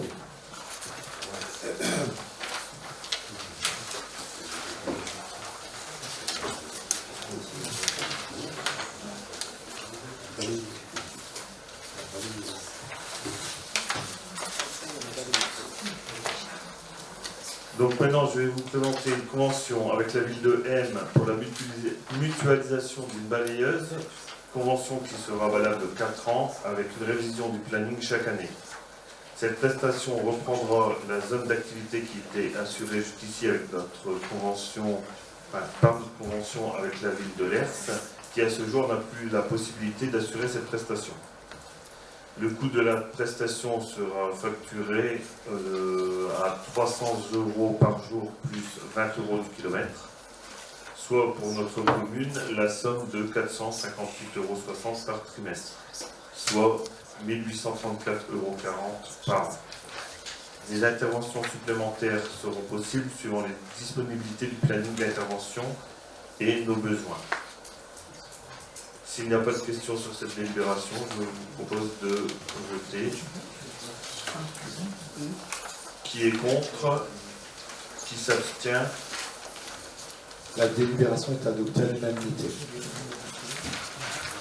À présent, une convention pour notre intégration au prochain appel d'offres lancé par l'UGAP concernant la fourniture d'électricité à compter du 1er janvier 2025. La ville, pour bénéficier de cet appel d'offres et des tarifs qui vont en découler, doit s'inscrire avant le 30 juin 2023. Les appels d'offres groupés d'énergie nécessitent un engagement ferme avant la publication du marché afin de garantir la bonne tenue et la mise en concurrence et de ne pas mettre en risque l'économie générale du marché, qui sera établie pour une durée de 3 ans. Pour ces raisons, l'engagement ferme et définitif de la ville est nécessaire pour intégrer ce dernier dans la procédure d'appel d'offres public malgré la non-connaissance des tarifs appliqués.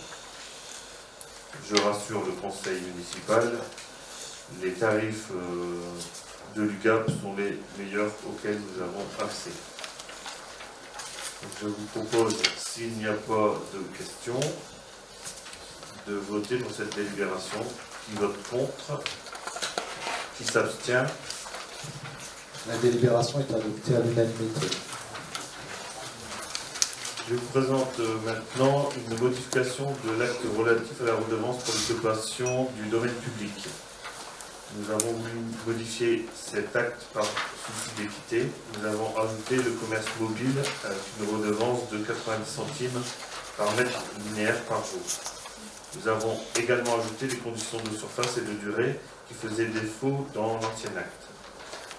Nous retrouverons donc les redevances suivantes. Pour l'emprise trottoir des commerces, pour les éléments mobiles, 10 € par an par 10 mètres carrés. Pour les terrasses, 20 mètres par an par 10 mètres carrés. Pour les commerces mobiles, 90 centimes le mètre linéaire par jour. Pour les ducases, 45 centimes par mètre linéaire par jour. Et pour les travaux, 15 € par mètre linéaire par trimestre. Au regard de ces éléments, si personne n'a de questions, je vous invite à passer au vote. Qui vote contre? Qui s'abstient? La délibération est adoptée à l'unanimité. Donc maintenant la TLPE. Donc je vous rappelle que la TLPE est un impôt sur la publicité et les enseignes, que chaque support présent au 1er janvier doit être déclaré avant le 1er mars. Et si c'est dans l'année, la personne a 2 mois pour la déclarer. Sont exonérés de cette taxe les supports à visée non commerciale, toutes les enseignes de moins de 7 mètres carrés, les supports destinés à la signalisation directionnelle, l'affichage des horaires, des moyens de paiement, tarifs et tout support réglementaire exigé par l'État. Les tarifs applicables sont ceux du tableau. Nous avons décidé de ne pas augmenter et de conserver le tarif 2014 sur les 4 prochaines années. Donc, aucune augmentation.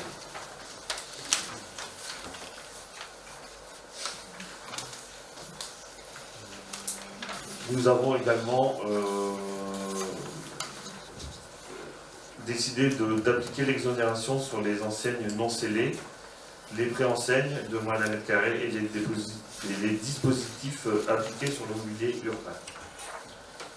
Voilà. Il y a-t-il des questions sur la TLPE? Non, donc je vous propose de passer au vote. Qui vote contre? Qui s'abstient? La délibération est adoptée à l'unanimité. Donc à présent, je vais vous présenter une convention entre la MEL et la ville de L'Isle-et-la-Noix en vue d'une prestation de service pour lutter contre l'habitat indigne. Alors cette convention n'est ni plus ni moins que la convention que nous avions avec la CAF, mais la CAF et son conseil d'administration ayant décidé de conventionner avec les EPCI plutôt que directement avec les villes, cela implique de refaire notre convention avec la MEL. Vous n'êtes pas sans savoir que pour percevoir les APL, les logements abritant les allocataires doivent être considérés comme décents.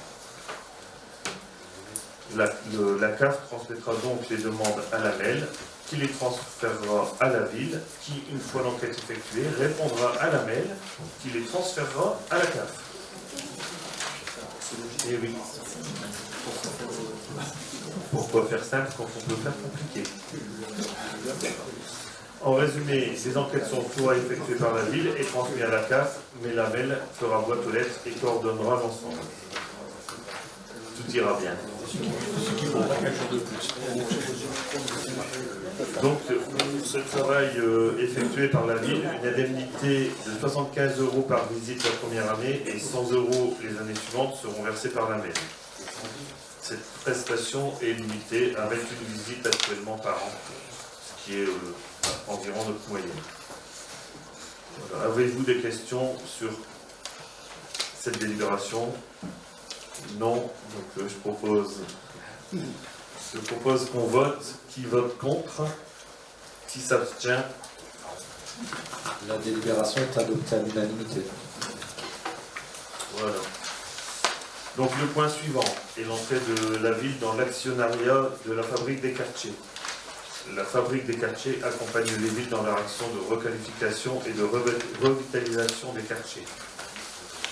Son activité se décline autour de 4 axes principaux, que sont les études de faisabilité et de programmation urbaine, la production de logements de qualité et la valorisation du patrimoine, le recyclage foncier immobilier, la revitalisation et le développement des activités et des commerces de proximité.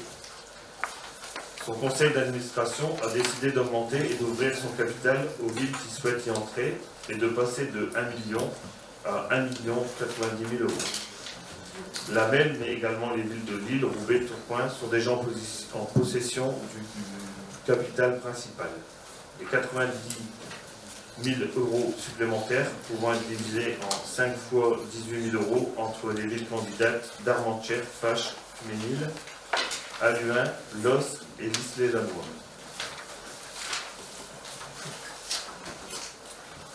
Donc, rentrer dans le capital de la Fabrique des Quartiers, c'est pouvoir mobiliser une ingénierie dans les projets d'habitat ancien et d'activités de proximité, en particulier des commerces. La Fabrique des Quartiers a acquis un savoir-faire en la matière. Elle met en œuvre par exemple dans le centre de Tourcoing. Son action comprend les études pour définir un plan d'action suivant les problématiques rencontrées, les montages juridiques et financiers, l'acquisition, la réhabilitation d'immeubles afin de reproduire une offre attractive de locaux d'activité, la recherche et l'accompagnement à l'implantation de porteurs de projets. Voilà, pour ces raisons, nous demandons au conseil municipal de se prononcer sur cette entrée au capital de la Fabrique des Quartiers. Monsieur Prokopovic, nous allons prendre part au vote. Oui. Une question. Monsieur le Premier adjoint, Mesdames, Messieurs les élus, bonsoir. Je me permets de rappeler que les délibérations sont votées en conseil municipal et non en commission. Donc, dans le compte-rendu de la commission, ce n'est peut-être pas la peine, une fois de plus, d'indiquer qu'on a approuvé les termes d'une délibération à l'unanimité. Ça veut dire que si on accepte les termes de la délibération, on vote la délibération à l'unanimité. Pour moi, c'est la même chose. Ça, c'est une petite remarque. Alors, la question est la suivante. Nous reconnaissons l'intérêt de l'adhésion à la Fabrique des Quartiers. Nous l'avons dit en commission, et bien entendu, nous voterons cette délibération. Mais nous aimerions vous demander une précision. En effet, dans la lettre du 26 octobre 2022 que vous avez envoyée au directeur de la Fabrique des Quartiers, dans laquelle vous confirmez la candidature de L'Isle-et-Lannoy, vous affirmez, je vous cite, « Nous confirmons formellement notre candidature pour un ticket d'entrée dont le montant ne pourra excéder 15 000 euros, échelonné sur 3 exercices budgétaires. Aussi, une délibération devra être établie et soumise au vote du Conseil. » Or, dans la délibération proposée, la part de la ville est de 18 000 euros, toujours échelonné sur 3 exercices. Alors, pourquoi ces 3 000 euros de plus? Est-ce que vous pouvez nous l'expliquer? Oui, ben c'est tout à fait simple. Le montant de 90 000 euros d'ouverture du patrimoine correspond à 5 fois 18 000 euros. Donc aujourd'hui, je dirais que le ticket d'entrée n'est plus à 15 000, mais en effet à 18 000. Mais alors, dans ce cas-là, petite remarque, que ce soit les villes, excusez-moi, d'Armentières, Faches-du-Ménil, Halluin, Los, dans leurs lettres, elles ne mettent pas de montant. Non. Donc là, peut-être, il aurait peut-être été préférable de ne pas indiquer qu'on n'accepterait pas au-delà de 15 000 euros. Parce que là, de toute façon, vous êtes obligé, je le comprends très bien, et on le votera, hein, mais vous êtes obligé de passer à 18 000 euros. C'était une simple remarque. Oui, je suis tout à fait d'accord avec vous. Merci. Voilà, si on peut passer au vote, donc, qui vote contre? Qui s'abstient? Délibération adoptée à l'unanimité. Donc maintenant, nous allons passer au plus 3. Donc aujourd'hui, le plus 3 auquel nous avions accordé notre confiance lors du conseil municipal le 29 septembre 2022 a fait l'objet de débats. Il n'a pas été approuvé par l'ensemble des communes de la Melle. Nous avions nous-mêmes émis lors de ce conseil quelques demandes comme une révision du plan des hauteurs, une amélioration de l'attractivité en préservant le tissu économique de la ville et une préservation de la nature en ville. Ces demandes ont été prises en compte et nous profitons de ce nouvel échange sur le plus 3 version 2 pour demander l'intégration en secteur paysager de 2 secteurs situés pour le premier entre la rue Gutenberg et le sentier du Brigadier, et pour le second, le secteur angle Gambetta-Verprey. Nous souhaitons également attirer l'attention des services métropolitains sur une zone en pleine mutation, qui est le site Stein, et plus particulièrement la zone du Triangle, qui est en décalage avec les aménagements en cours autour de lui. C'est pourquoi nous demandons l'inscription d'une orientation d'aménagement et de programmation sur ce site afin de permettre une facilité d'aménagement que le zonage actuel ne permet pas. Je vous rappelle que le triangle actuellement est en zone éco qui ne permet aucune mixité. Si vous avez des questions sur le plus 3 et nos demandes qui sont faites à la mail. Non, rien. Donc, je vous propose donc de passer au vote. Qui vote contre? Qui s'abstient? La délibération est adoptée à l'unanimité. Nous passons maintenant au parking Chanzy. Comme vous le savez, la rue Chanzy possède à ce jour 2 parkings. Afin de faciliter le repérage de ces parkings, nous vous proposons donc de nommer celui qui se trouve derrière la pizzeria Napoli. Je prends ce repère parce que je pense que tout le monde la connaît. Donc nous proposons de nommer ce parking le parking Pierre Bérégovois, homme politique décédé le 1er mai 1993. Y a-t-il une intervention sur le... Juste une petite question. Comment dire ça? C'est vrai que M. Bérégovois, Premier ministre, etc. Je voulais savoir si vous pensez faire une inauguration officielle de cet espace.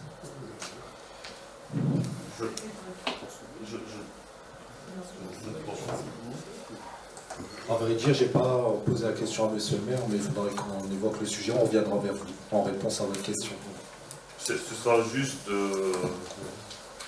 un nom, c'est pas un nouveau parking non plus. Oui, savoir, la dénomination, je l'ai bien comprise, par rapport au fait que ce soit un Premier ministre, faire quelque chose d'officiel ou pas, simplement mettre le panneau. Voilà, la question est posée. Oui, non, merci.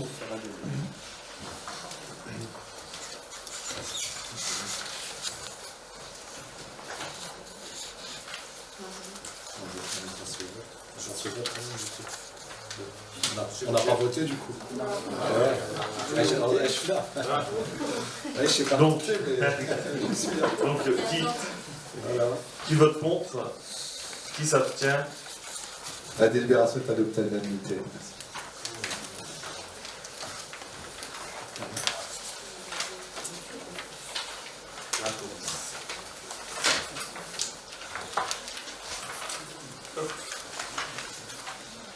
Donc nous passons à l'installation de caméras. Donc la première caméra, pour un coût de 10 941,40 €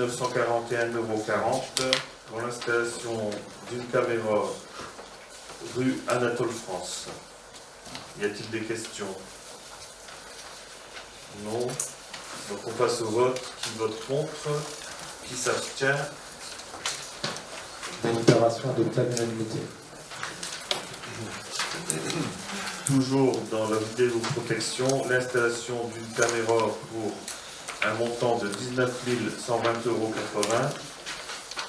pour les caméras à l'intersection des rues Gambetta et de la rue du Verprès. Pas de questions. Nous passons au vote. Qui vote contre?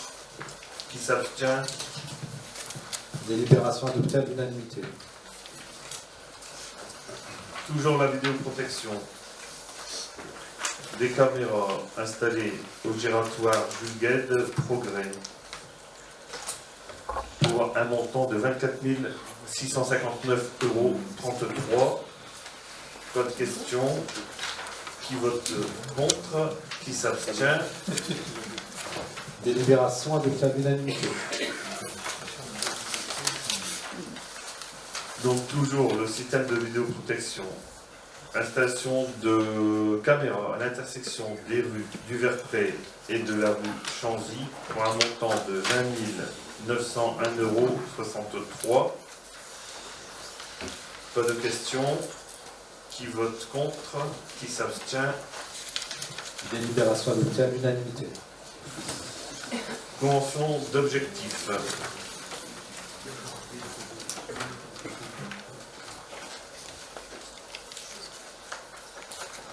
Donc la convention qui nous lie avec l'association Espoir, qui avait fait l'objet d'une délibération en 2022, a pris fin au 31 décembre 2022.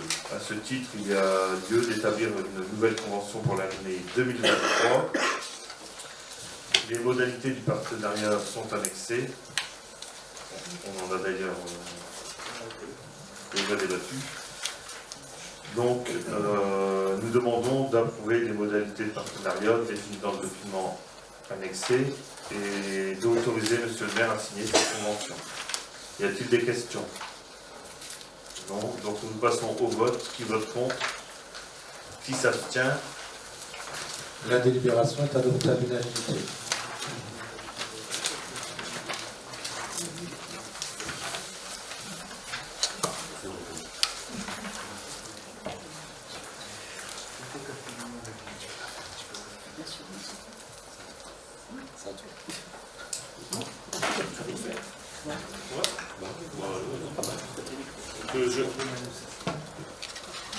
Donc je passe la main à Madame Cess.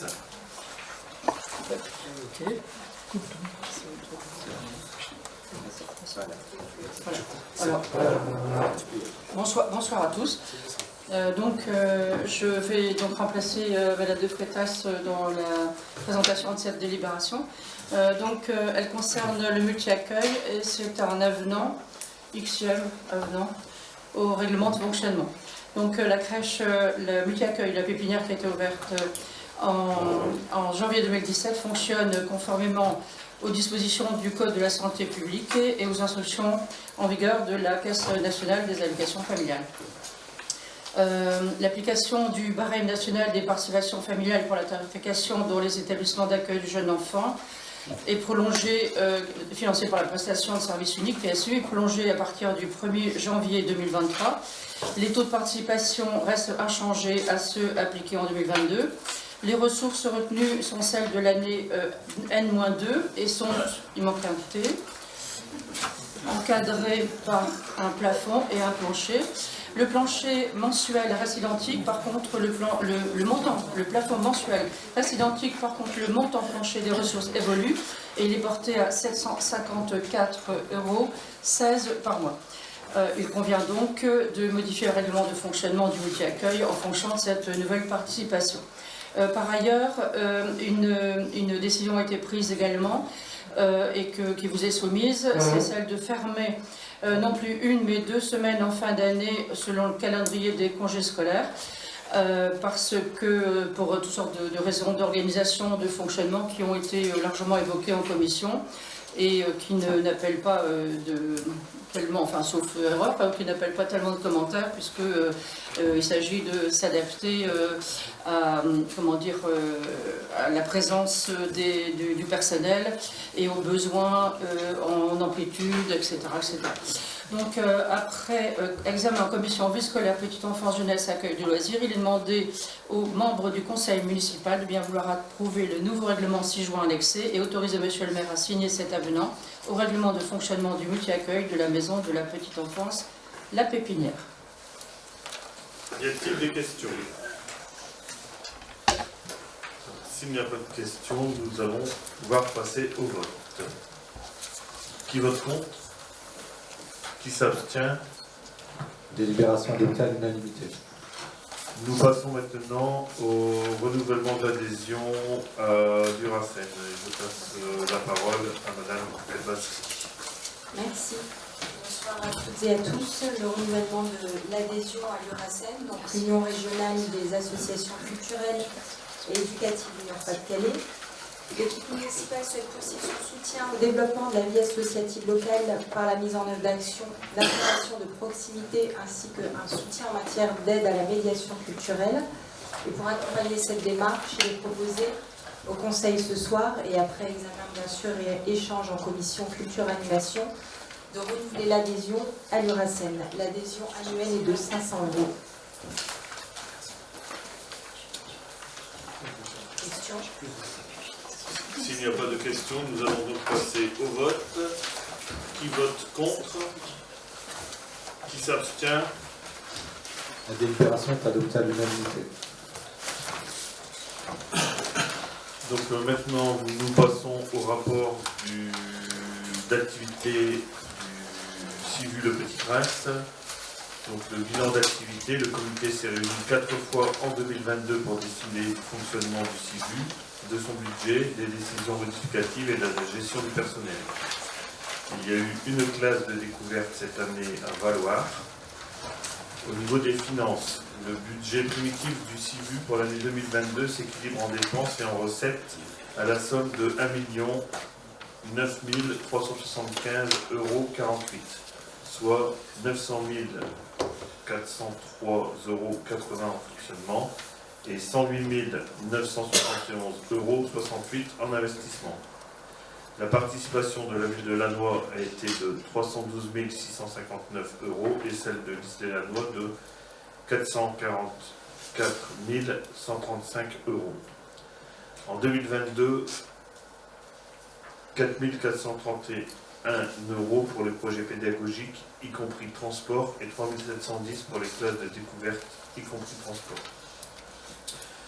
Au niveau des effectifs, à la rentrée 2022, il y avait 10 classes élémentaires, soit 223 élèves, et 5 classes de maternelle, soit 116 élèves. On note une légère diminution du nombre d'enfants fréquentant le restaurant scolaire. En maternelle, en moyenne 80, en élémentaire 155. Vous avez en dessous un petit tableau récapitulatif des 5 dernières années.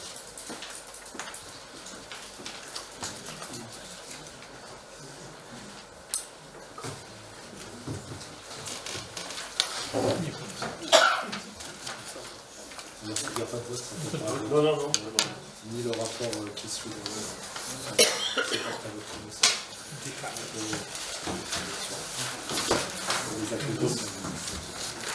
Au niveau du rapport sur les indemnités du maire, je vous laisse lire le tableau qui est présenté.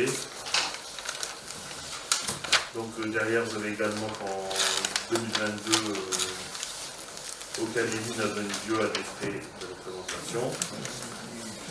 Puis nous avons le tableau d'actes des décisions du maire. Et sur ce, je vous souhaite une bonne soirée. Et au prochain conseil. Merci à tous.